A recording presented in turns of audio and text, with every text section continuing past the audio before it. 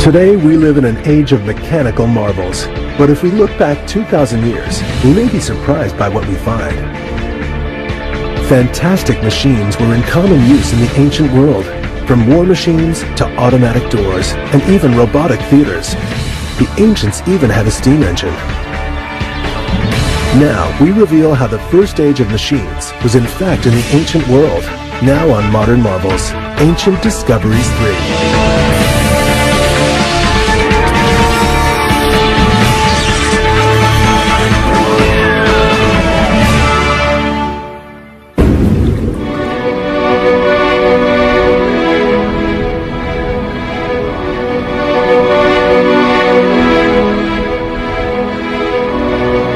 We have for centuries marveled at the world of the ancient Greeks.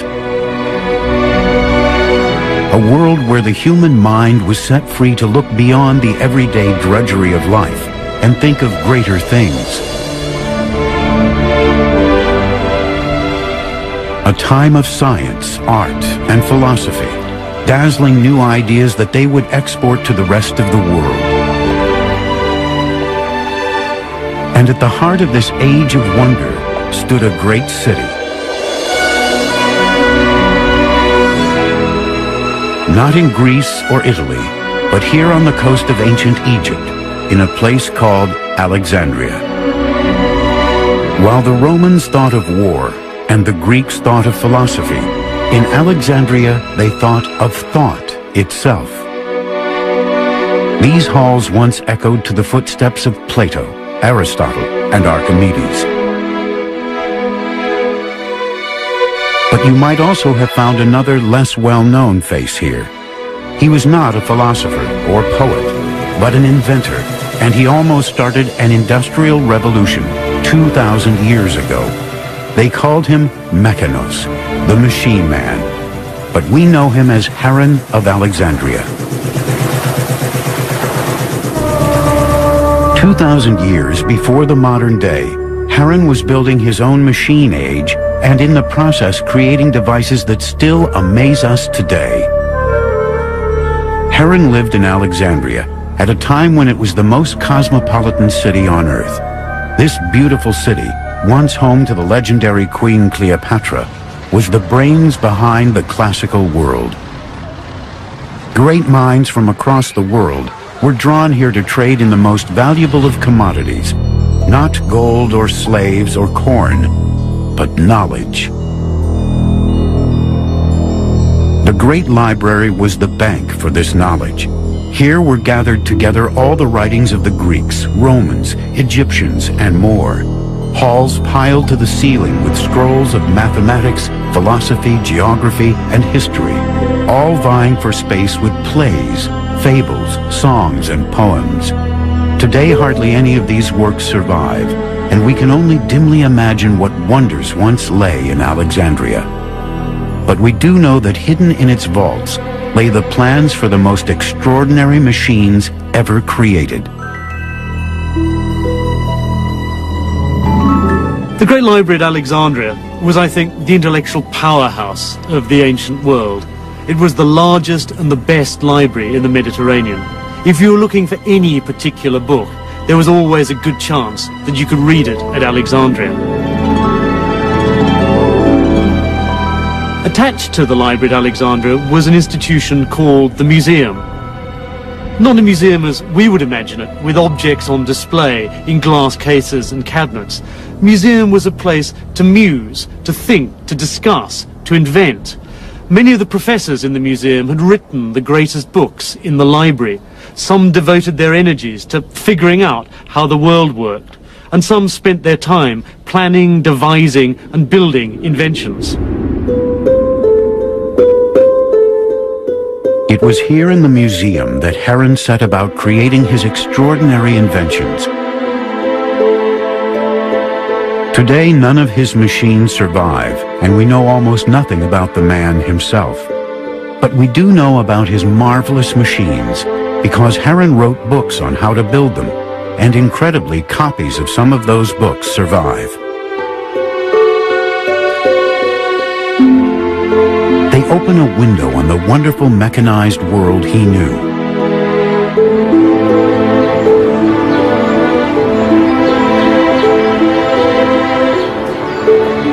Stored in one of the modern world's great repositories of knowledge, Oxford University, it is still possible to find a copy of one of Heron's books. It is a rare document which gives a tantalizing glimpse of surprising ancient machines.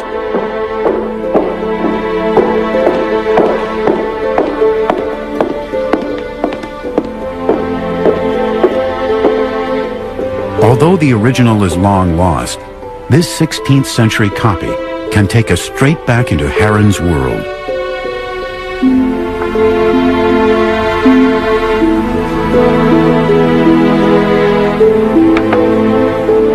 Within these pages, this master mechanic described his inventions and the sort of places you might find his robotic devices.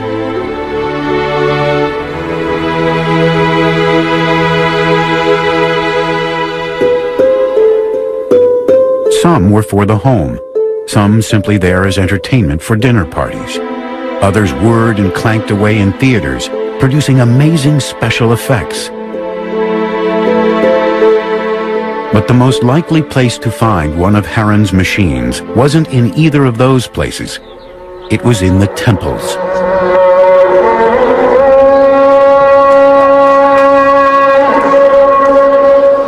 Nowhere in the ancient world was more cosmopolitan than Alexandria, so nowhere had more religions all vying for attention. Today, Islam is the city's main religion. But 2,000 years ago, there were many, many more faiths to choose from. We have to think about in the ancient world that there is stiff competition between different cults. Roman cults, Greek cults, Egyptian cults, cults for political leaders, and all sorts of mixes between these. So if you had something special that would attract attention, then that would give you an edge in the market to attract visitors to your temple. In other words, what priests of all these religions needed was magic. And that's just what Heron could provide, with fantastic machines which would appear to move as if commanded by the gods. He would even create automatic temple doors, which would open and close when a sacrifice was given to the gods.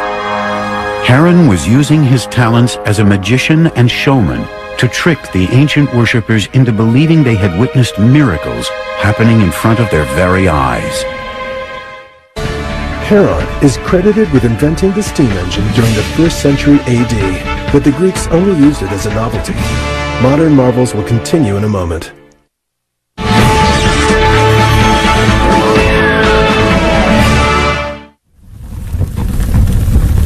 One of Heron's most ingenious machines was his automatic temple doors. The idea was simple but brilliant. As a priest and congregation approached their temple, the doors would magically open to welcome them inside. In front of the huge closed doors of the temple, the priest would theatrically step forward and light a fire on an altar by the doors. Beneath this altar, an amazing array of pipes, containers, and weights would then swing into play, unbeknown to the expectant congregation. Water flowed unseen into buckets that counterweighted the huge doors. Above ground, the priest might now make a final offering on the fire as the heat drove the hidden mechanism below.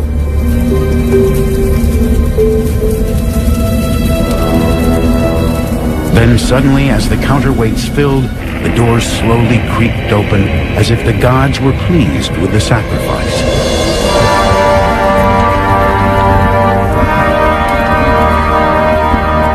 A fantastic finale was provided by the sounding of a fanfare as the mechanism blew compressed air through a trumpet.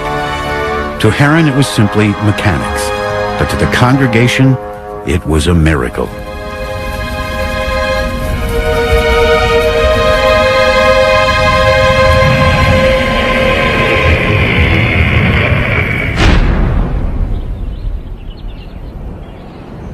There could have been few better ways to impress your audience. And there is evidence that even the great temple at Ephesus in Turkey, one of the wonders of the ancient world, may have been fitted with these automatic doors.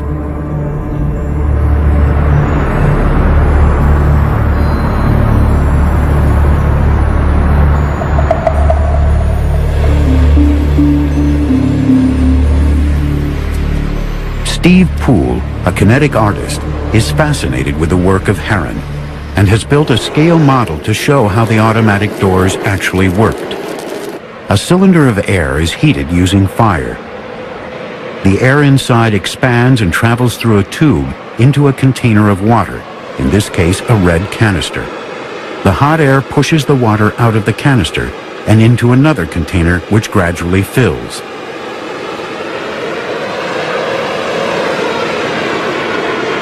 The mechanism uses a counterbalance, and when one container fills and drops, another rises, causing the doors to swing open.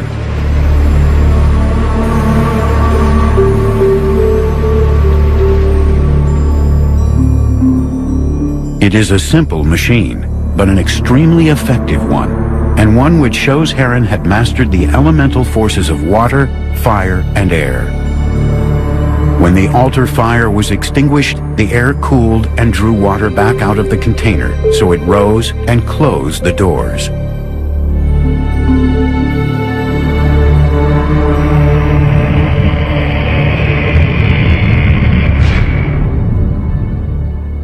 Heron invented many temple machines which included these automated moving figures, which made offerings to the temple fire when it was lit.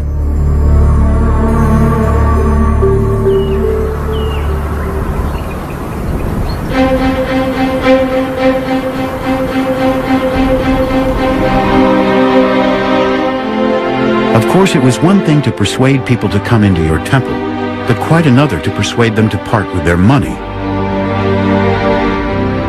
And money was the key to running a successful religion. How to get people to spend it and how to collect it were just two of the problems Heron also had answers for.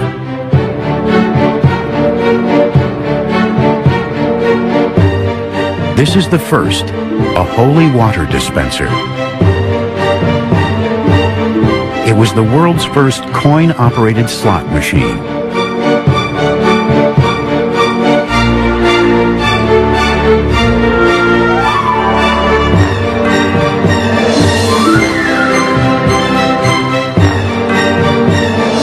As people entered the temples, they were required to wash their hands using holy water that had been blessed by the priests.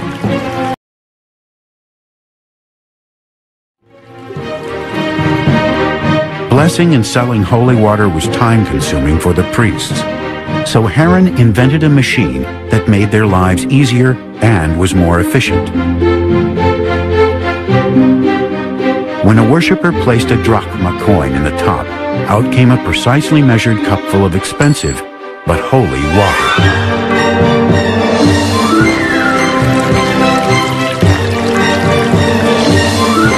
For the worshippers, it once more looked like a miracle. In reality, the dropping of the coin caused a lever to fall, opening a valve to let out water.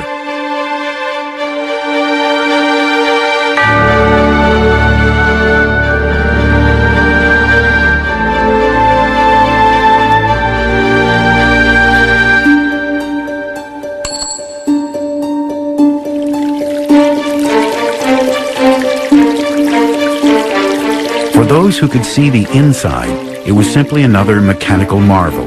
But for the eager audience, it was pure magic.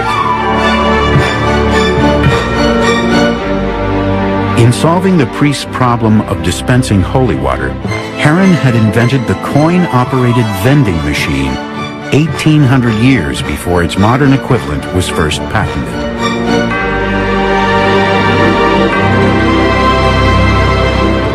Other miraculous machines may also have helped to bring in the worshippers, such as this replica in a major exhibition of ancient technology in Athens.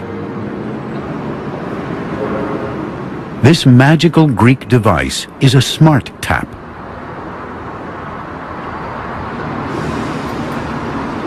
As water is taken out with a cup, it automatically fills itself back to the right level. This type of simple miracle machine may well have provided the inspiration for Heron's water dispenser.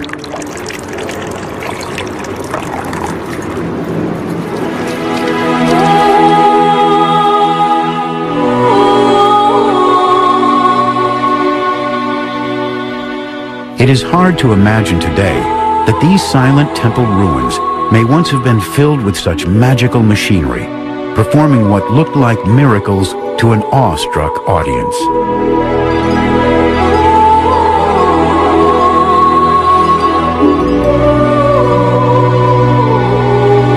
These were huge temples, some of the wealthiest and the most splendid in the ancient world. Heron's automatic inventions would have added further to the sheer sense of splendor and awe that any worshipper would have experienced.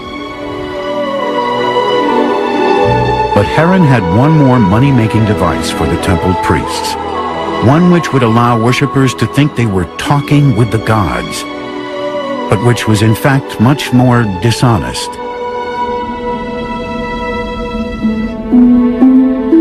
This is the Omen Machine, the world's first great con job.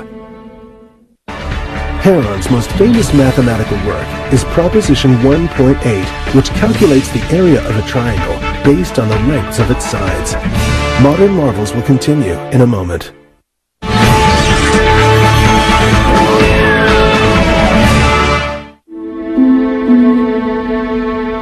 In the ancient world, one of the reasons for going to a temple was to find out what the future might hold.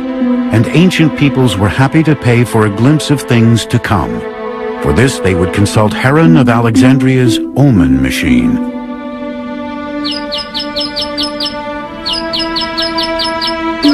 Someone coming into the temple which was equipped with one of these devices would not, of course, see all the workings.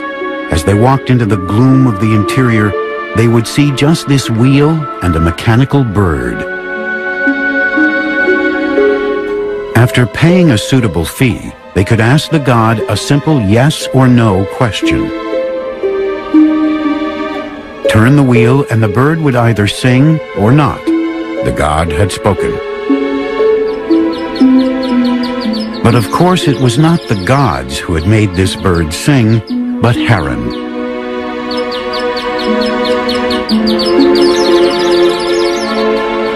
Inside the mechanism, a series of cogs, ropes, and pulleys made the bird sing when the wheel was turned. A simple cog attached to the inside of the device could then be disengaged, perhaps by a priest, to silence the bird if the other answer was required.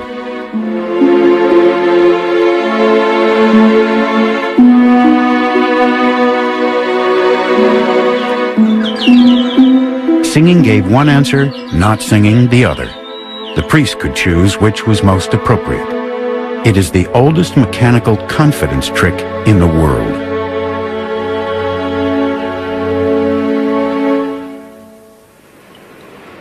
And the wonderful bird song? Just a cup attached to a warbling whistle being lowered into a tank of water.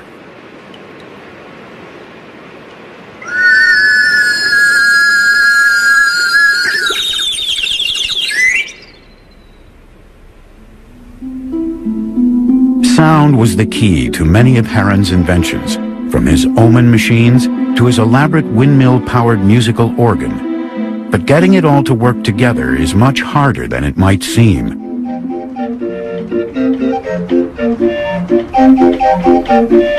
Richard Windley is an artist and musical instrument maker who has been inspired by Heron's machines, which incorporated sound movement within their design.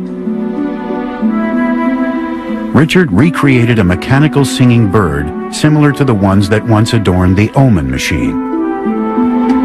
It was an intriguing challenge to see if he could make Heron's bird sing.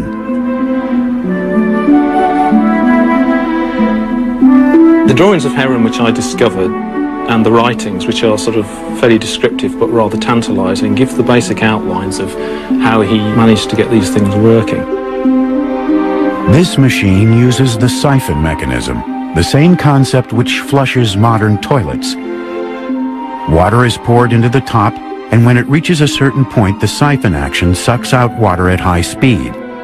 This fast-flowing water pushes the air in the pipes and forces it upwards. It causes a warbling whistle to sing and opens and closes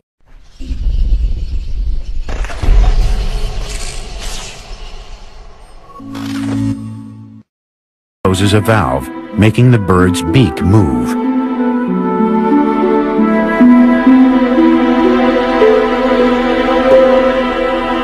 This is a very simple version with just a single bird, but if we talk about sort of whole flocks of these things, perhaps 6 or 8 or 10 of these things all being driven by water pressure, then, you know, the effect would be staggering, particularly to probably a public that were not technologically knowledgeable.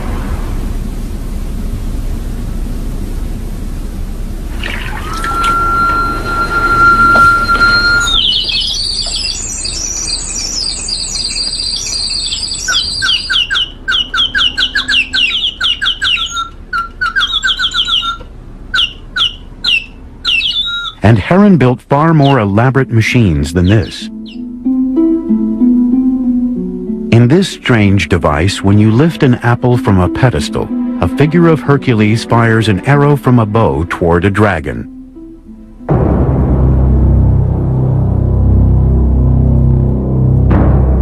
One time when Heron's Omen machines were in particular demand was during war, a frequent event in the ancient world. Everyone wanted to ask the gods if they or their loved ones would survive. But Heron could help with more than just Omen machines. In Alexandria, he had read treatises by Archimedes, Ctesibius, and Dionysius on building war machines. Perhaps he could devise machines that would not just predict the outcome of wars, but would actually help to win them. Heron turned his prodigious mechanical mind to the art of warfare.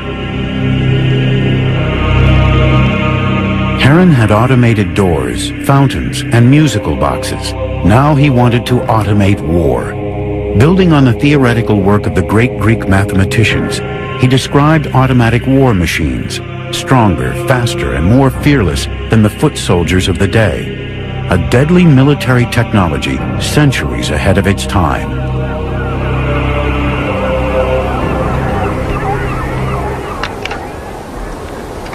Alan Wilkins has been using ancient descriptions of war machines to try to rebuild these fearsome devices. This is a Greek catapult, but it is no ordinary weapon. This is the Polybolos, the multi-shooter. It's the first machine gun, and it's over 2,000 years before what is now regarded as the first machine gun, the Victorian Gatling gun.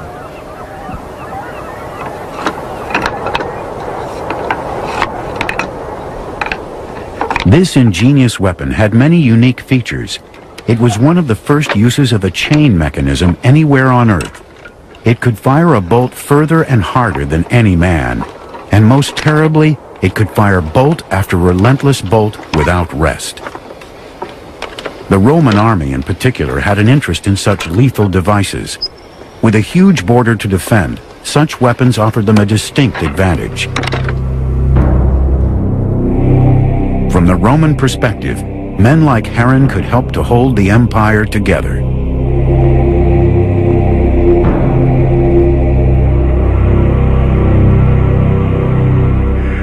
Here on Trajan's column in Rome can be seen an automatic cheruballista, or hand catapult. This machine originated in Alexandria and dates from Heron's day. It may even have been devised by him. Alan Wilkins has built a working model. The device mimics the action of a traditional archer firing arrows, but with much more force. It is a primitive military robot.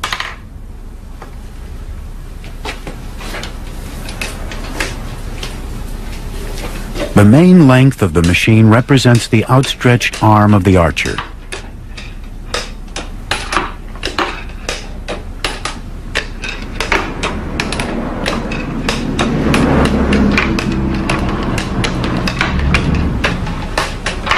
A double-handed cranking system then draws the string back, clamped between two metal hooks.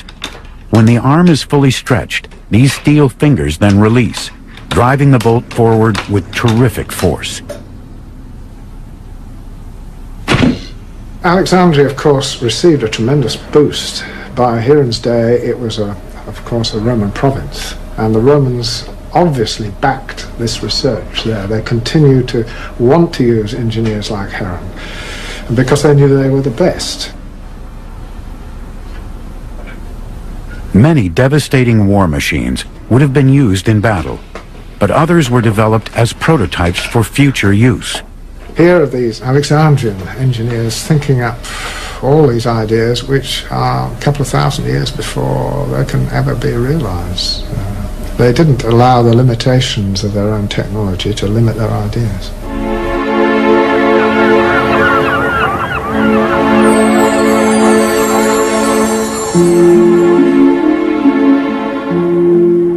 But Heron had more to offer the Alexandrians than just siege engines and miracle machines.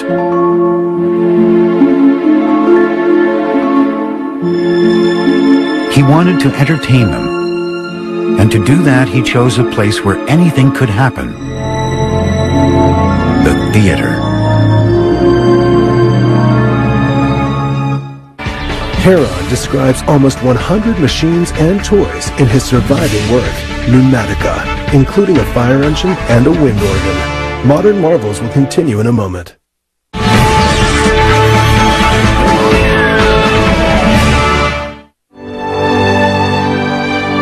It was in the indulgent world of the theatrical arena that Heron knew his genius at creating magical machines could truly be recognized. In ancient times, theater was at the center of many people's lives. It was here that people could join together and discover new ideas and experiences. Theaters such as this vast one at Epidaurus still stand as a testament to their enduring popularity with the people of the classical world. This was as close as the ancients got to cinema, their very own field of dreams.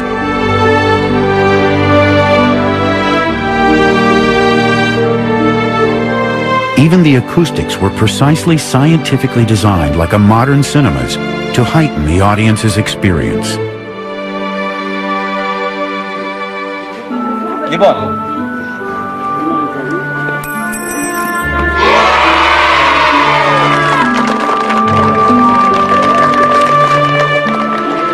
For the classical world, theater was of huge importance and had been for centuries. The audiences flocked in huge numbers to the theater, which in a sense was the form of mass communication of the day. There were elements of politics, culture, even religion played out before a mass audience.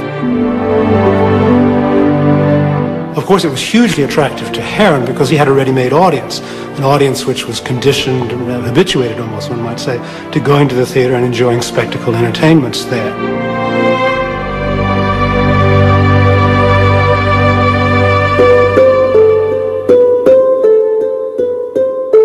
Heron knew he could add to this experience. The skills he had learned building war machines and temple illusions could finally be given free rein on a stage where anything was possible. He began by devising theatrical staging with the eerie ability to move on and off stage on its own. This is the first mechanical marvel Heron used to astound the theater audiences of ancient Alexandria. It was built using Heron's original descriptions.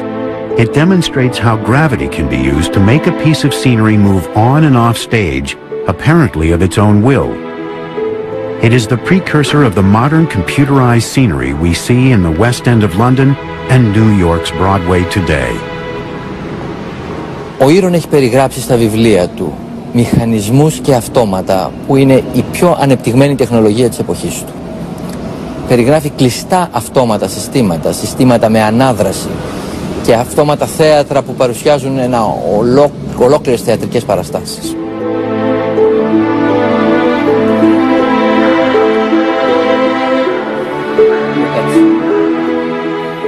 A compartment in the top of the device contained sand, and when it was released through a series of holes, it pulled down a weight. The weight was attached to a rope which was wound around an axle. When the rope unwound from the axle, the device moved forward. When fully unwound, a lever clicked, the weight was lifted, and the device trundled back again.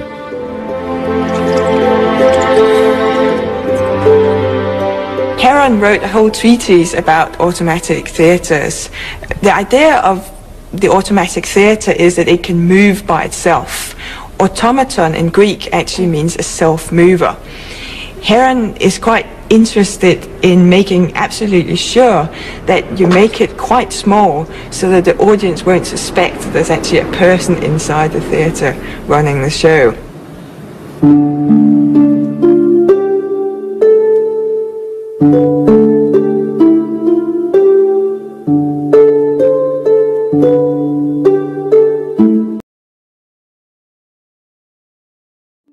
A simple spindle with pegs which made all these movements possible was in fact one of Heron's greatest inventions.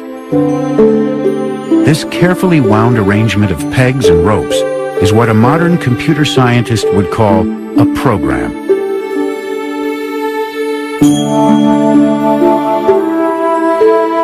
No doubt the audiences at Alexandria's theaters marveled at these moving sets for a while, but as Heron knew, audiences are always looking for something new to grab their attention. He had automated the set, but what about the actors? This would be his next bold step, to create an entirely automatic theater production, with automatic sets, actors, and effects that would run on its own for over 20 minutes.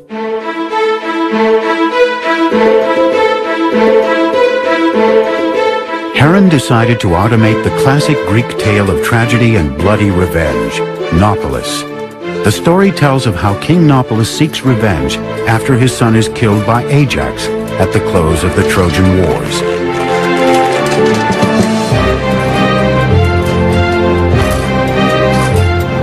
The play begins with 12 characters repairing a warship, all moving automatically.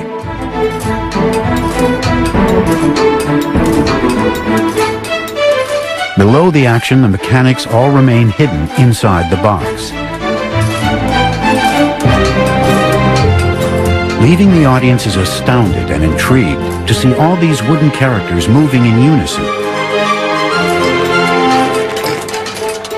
To complete the illusion, Heron added sounds and special effects.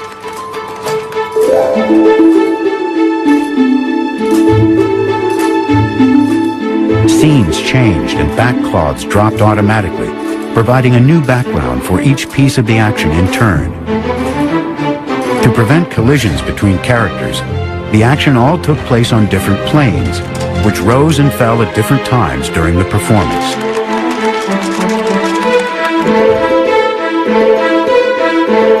Powering the whole pageant was a system of weights and ropes, sand glasses and seed hoppers, utilizing gravity to provide the required energy.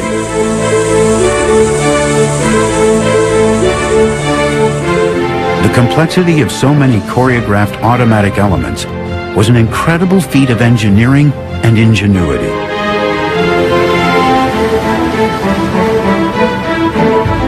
As the ship in the story encountered a storm, Heron used an automatic thunder machine to shake some fear into the audience.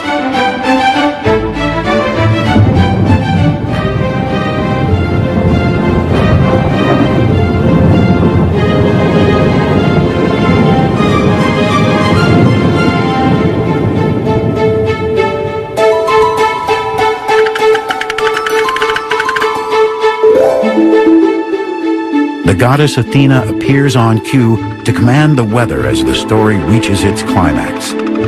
She causes a bolt of lightning to hit Ajax, the enemy in the story. He dies, and our hero Nauplius finally has his revenge.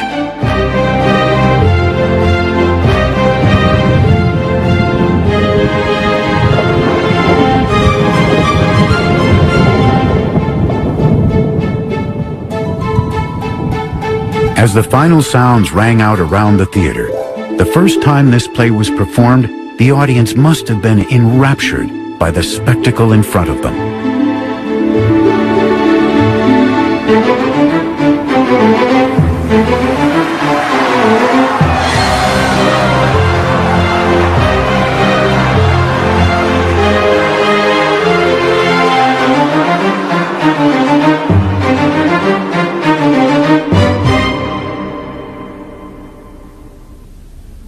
Actually making the play happen was no less miraculous than the event the audience had just witnessed. It might not be magic, but it required a mathematical genius to make it work. Timing every element of the story correctly, calculating the exact weights for balances and counterbalances, the speed of the cogs and the order of the scenes would baffle many engineers today and was perhaps miraculous in itself.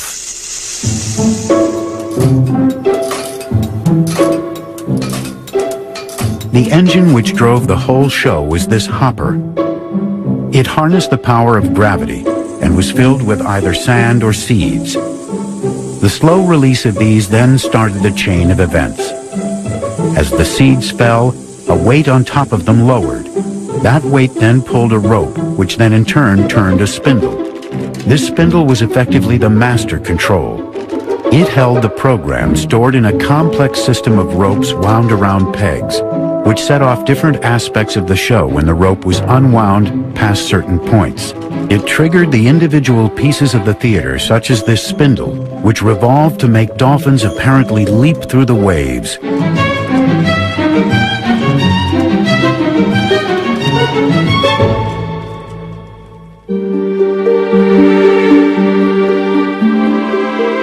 In Alexandrian theaters like this, crowds may once have gasped as roars of thunder and flashes of lightning emerged from the strange automatic theater on stage and reverberated around the auditorium. The theatre in Alexandria, I think, was at the centre of the city's life. Also, and importantly, before the highly critical audience in the theatre at Alexandria, reputations were won and lost. And it's in that highly competitive context that we should see Heron of Alexandria's spectacular stage devices. These were devices meant to wow the audience. It's difficult to recapture something of their impact, but I imagine that it was like watching the first talking movies at the beginning of the 20th century.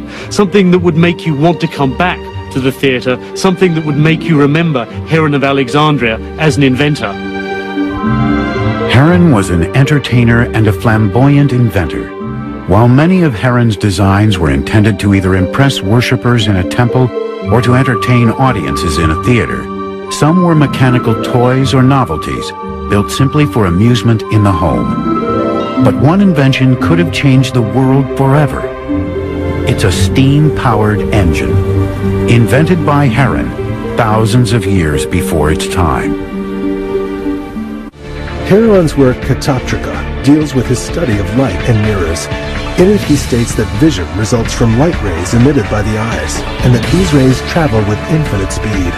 Modern marvels will continue in a moment.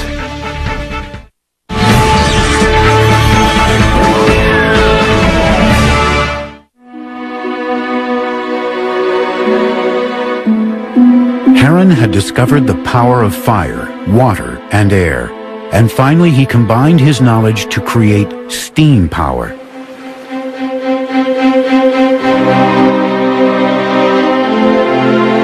This would lead to the invention of a simple but remarkable device. The strange machine is Heron's steam ball, the first steam turbine engine, and the fastest revolving mechanical instrument in the ancient world.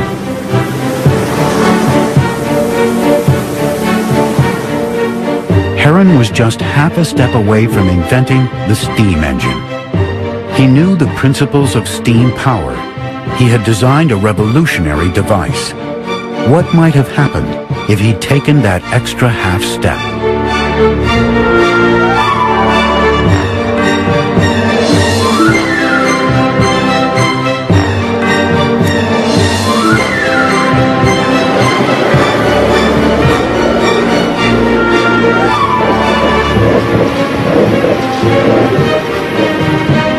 I'm heating up this container here so that it generates steam. There's water in here, and the steam will come up through these pipes into this ball and out through these jets, and then it should spin.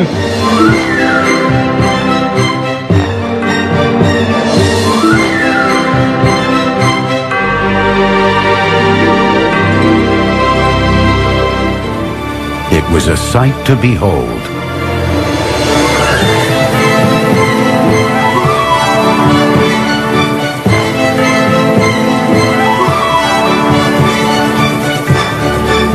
Heron had managed to control the power of steam. It was a remarkable breakthrough.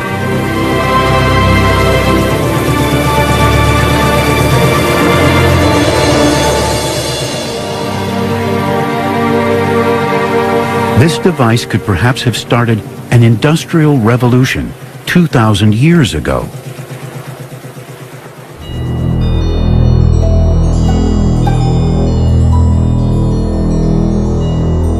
Had Heron combined what he knew about pistons with this steam ball invention, he might have made a true steam engine.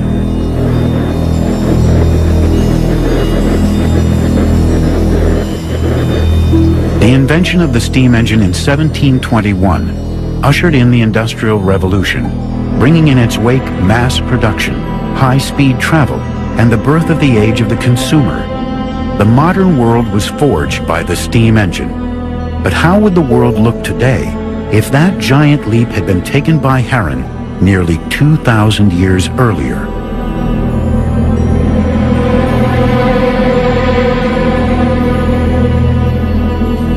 So why didn't Heron's greatest invention start a revolution? Perhaps he simply didn't make the connections and never saw this wonderful machine as anything more than a toy. Or more ominously, in a world run on cheap and plentiful slave power, perhaps no one saw the need for labor-saving devices.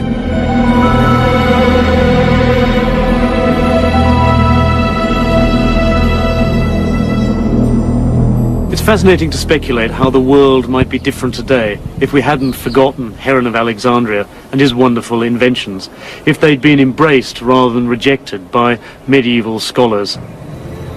If the people who'd seen the wondrous steam ball had thought of it as more than an idle curiosity or just a children's plaything. After all, it's clear from his inventions that Heron of Alexandria knew about steam mechanics and knew the basis of computer programming.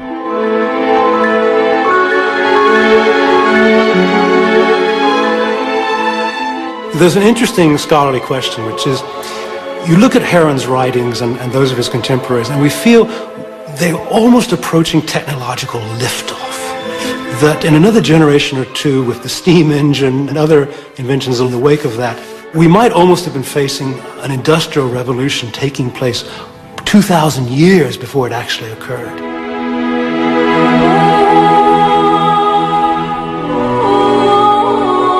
We consider ourselves today at the cutting edge of technology, but in many ways we are only just beginning to catch up with developments in the ancient world.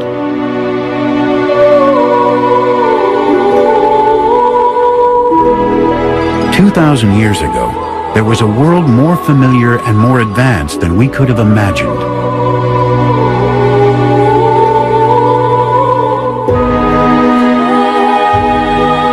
A time when mechanical machines brought wonder and magic to ancient cities. A time that has been forgotten for centuries and is only now beginning to be revealed again. What ancient discoveries still await us, and what others have been lost forever? Heron has given us just a glimpse of his amazing world.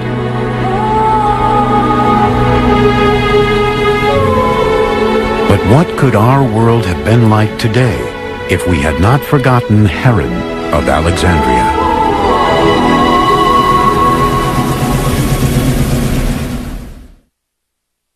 Tomorrow on the History Channel. Way back in the day, historians came up with a list of superhuman achievements, the must-sees of the ancient world. The Pyramid at Giza is the largest and oldest of all. Can you name the other 6? The 7 Wonders of the World. Tomorrow at 8 on the History Channel.